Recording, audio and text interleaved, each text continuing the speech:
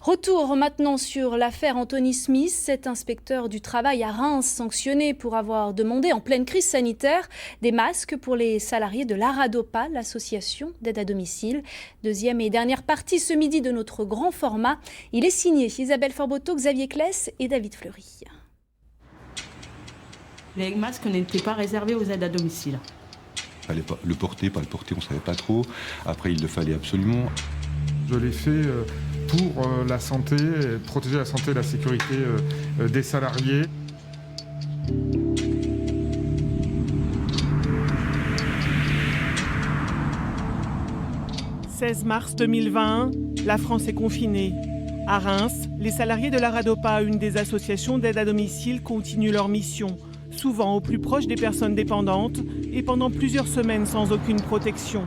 Certains de leurs clients meurent des suites de la Covid-19. Des aides à domicile sont infectées et parfois hospitalisées. L'inspecteur du travail Anthony Smith est saisi du dossier. Son rôle, mettre tout en œuvre pour la protection des salariés de l'Aradopa. Pendant un mois, il tente de travailler avec la direction et décide le 15 avril de saisir la justice. Son référé est déposé. Quelques heures plus tard, il est mis à pied. Des influences extérieures, ici dans la Marne, dans la région, il y en a eu dans ce dossier-là. Elles ont été documentées, elles sont nombreuses et elles ont conduit à ma suspension. Il faut savoir que, par exemple, j'ai saisi l'autorité centrale de l'inspection du travail en France dès le 13 et 14 avril en indiquant les pressions que je subissais dans ce dossier. Et en fait, au jour d'aujourd'hui, je n'ai jamais eu de réponse. Enfin si, j'ai eu une réponse, c'est que le lendemain, le 15 avril, alors que je déposais un référé devant le président du tribunal, eh bien j'étais quelques heures plus tard suspendu de mes fonctions pendant 4 mois, puis sanctionné aujourd'hui. Le fait que monsieur l'inspecteur soit suspendu, très franchement, cet aspect-là, il ne nous regarde pas en réalité. Je veux dire, c'est un point entre lui et son administration de tutelle. Oui, mais le point de départ, il est chez vous quand même. Il est chez nous dans un contexte particulier. Pourquoi il a été chez nous? Pourquoi il y a eu cet acharnement? Je ne sais pas. En tout cas, on a fait notre maximum. L'Aradopa prévient Christian Bruyien, président du conseil départemental de la Marne et autorité de tutelle de l'association. Dès la mi-avril, il précise qu'il est au courant de la sanction avant même l'intéressé. Le 5 septembre dernier, Christian Bruyien ajoute qu'il a bien alerté la ministre du Travail, mais qu'il n'a pas demandé de sanction. L'inspection du travail, elle dispose de prérogatives extrêmement importantes. Elle peut, par exemple, entrer de jour comme de nuit dans tout établissement assujetti au contrôle. Et en contrepartie, elle est protégée pour ça. Elle est protégée par une convention internationale de l'Organisation internationale du travail qui dit que les inspecteurs sont indépendants de toutes les influences extérieures. Des pressions, Anthony Smith en a reçu aussi de la part de sa direction. Il ne sait d'ailleurs pas que le directeur de l'Aradopa et la directrice adjointe de l'inspection du travail de la Marne sont en contact. Ils échangent par mail le 11 avril. Je considère aujourd'hui être harcelé par ce monsieur. Où en êtes-vous de la procédure le concernant, dit le directeur de l'Aradopa. Je regrette profondément l'acharnement de l'inspecteur. Je vous invite à mettre cette correspondance de côté, répond la directrice adjointe de la Directe. Une collusion dénoncée très vite par le comité de soutien à Anthony Smith. Des pressions, on a même des captures d'écran.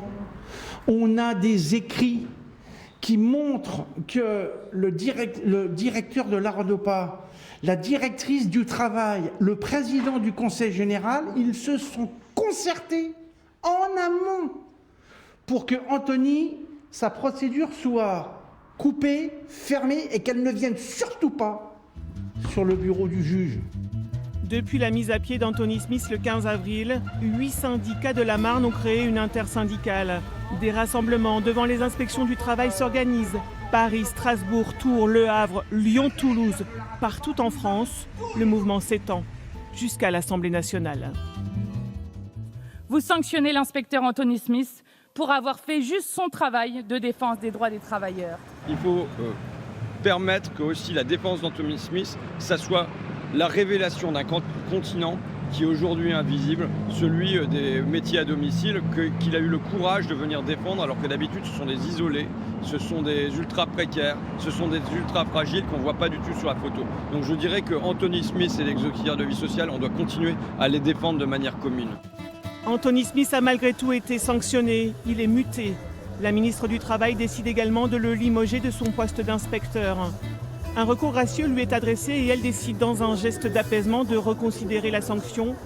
Le 9 septembre, alors qu'une nouvelle manifestation de soutien a lieu devant le ministère, Elisabeth Borne réintègre Anthony Smith dans ses fonctions d'inspecteur. Elle maintient sa mutation, mais dans sa région d'origine, à Bar-le-Duc.